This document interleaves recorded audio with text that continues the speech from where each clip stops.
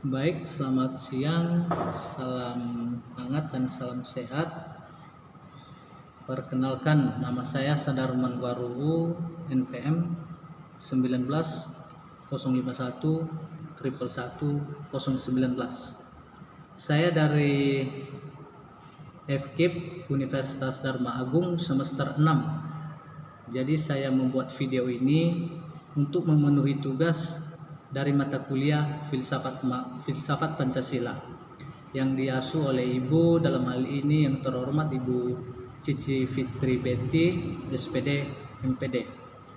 Jadi baik, yang kita akan bahas dalam pembahasan dalam video ini adalah tentang apa itu pengertian dari demokrasi Pancasila, apa itu asas-asas demokrasi Pancasila, dan apa saja asas-asas Pancasila. Nah, baik, jadi yang pertama adalah pengertian dari demokrasi Pancasila. Jadi pengertian dari demokrasi Pancasila itu adalah demokrasi permusyawaratan yang dijiwai oleh sila keempat Pancasila, yaitu kerakyatan yang dipimpin oleh hikmat kebijaksanaan dalam permusyawaratan. Jadi demokrasi Pancasila ini adalah berbicara tentang musyawarah. Jadi musyawarah itu apa? Jadi musyawarah itu adalah membicarakan suatu permasalahan dengan sama-sama. Ya. Jadi suatu permasalahan itu contohnya dalam suatu kelompok. Jadi suatu masalah itu kita harus membicarakan sama-sama. Jangan hanya sendiri-sendiri. Jadi kita nanti mengambil suatu kesimpulan itu adalah dengan keputusan seksama, dengan keputusan bersama. Ya, itu yang dimaksud dengan demokrasi Pancasila.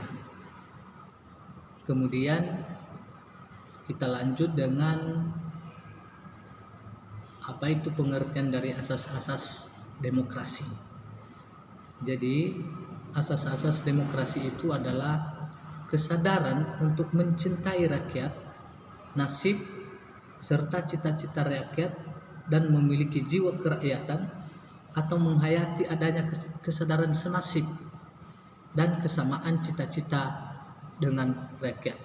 Nah, dalam hal ini yang dimaksud adalah kesadaran, dan jadi kesadaran itu adalah kita mulai dari diri kita sendiri. Kesadaran kita untuk mencintai rakyat. Mencintai rakyat itu yang dimaksud adalah meskipun kita berbeda-beda suku di Indonesia ini, di negara kita ini, ataupun berbeda-beda agama, jadi kita saling menghormati, kita saling mencintai meskipun gitu berbeda-beda agama, ya.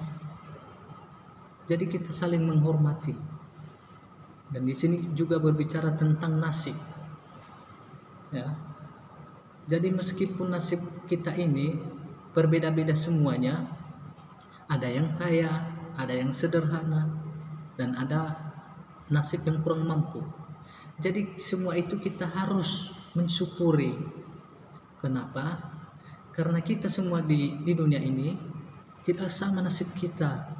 Kalau nasib kita ini semua sama, orang kaya, contohnya orang kaya, jadi yang bekerja untuk kita siapa? Jadi makanya yang di atas adalah sudah mengatur semuanya nasib kita ini bagaimana. Ada yang kaya, ada yang sederhana, dan ada yang kurang mampu. Jadi kita harus mensyukuri semua itu. Nah, dalam hal ini juga kita harus berupaya, kita harus berusaha untuk meningkatkan bagaimana caranya agar keluarga ataupun nasib kita bisa derajatnya agak naik, ya, agar tidak selamanya di situ-situ aja. Nah, jadi itu yang dimaksud dari sini adalah mengenai asas-asas demokrasi ini.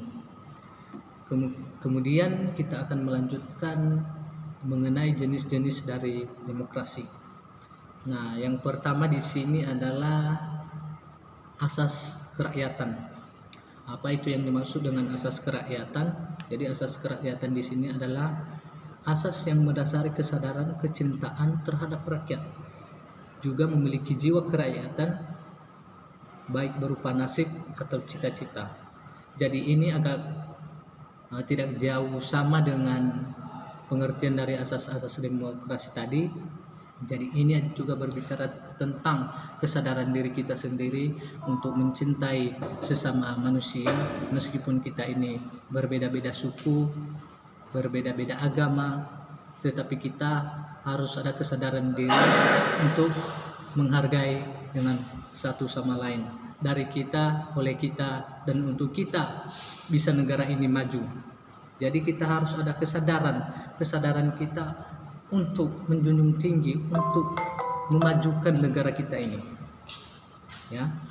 Kemudian asas yang kedua adalah asas musyawarah.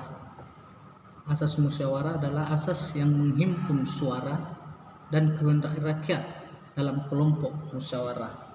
Jadi ini adalah tentang asas musyawarah, seperti yang saya bilang tadi pertama, bahwa musyawarah itu adalah membicarakan suatu permasalahan dengan seksama, dengan sama-sama, ataupun mengambil sebuah keputusan atau kesimpulan itu sesuai dengan kerjasama dalam suatu, contohnya dalam suatu kelompok itu. Jadi mengambil suatu kesimpulan atau keputusan itu secara seksama, bukan hanya mengambil keputusan itu secara pribadi saja, tetapi melainkan atas kerjasama ataupun atas kesimpulan bersama. Kemudian asas yang terakhir ataupun asas yang ketiga adalah atas penjaminan hak asasi manusia.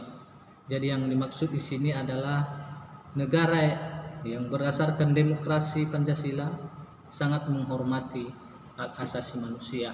Jadi di sini adalah berdasarkan dengan demokrasi, seperti yang saya bilang tadi, adalah berdasarkan musyawarah bersama. Jadi negara ini adalah negara yang berkembang, negara yang maju dengan didasari dengan demokrasi ataupun dengan keputusan bersama ataupun dengan musyawarah bersama. Jadi mungkin itu saja yang saya bahas dalam video ini, ataupun pembelajaran yang saya bahas dalam video ini. Semoga materi ini bermanfaat bagi kita semua. Akhir kata saya ucapkan terima kasih.